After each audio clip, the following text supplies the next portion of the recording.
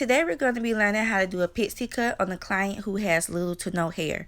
First, you want to start off with an aloe scalp tonic just to ensure that the client's scalp doesn't itch during the duration of their quick weave.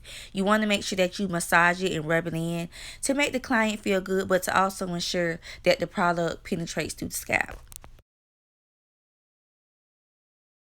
Now you want to make sure that you use a protective mold on your client's scalp just to ensure that no glue comes in contact with their hair or their scalp. Good though.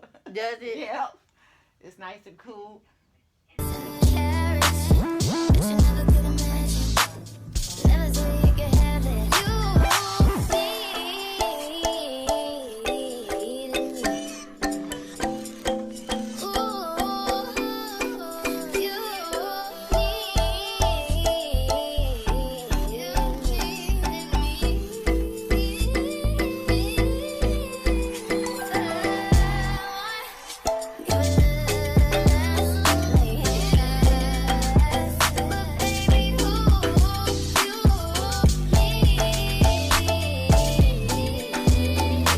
I like to use the white papers because they are a little thinner than the black papers. Sometimes the black papers, because they are thick, it will cause the cap to slide back.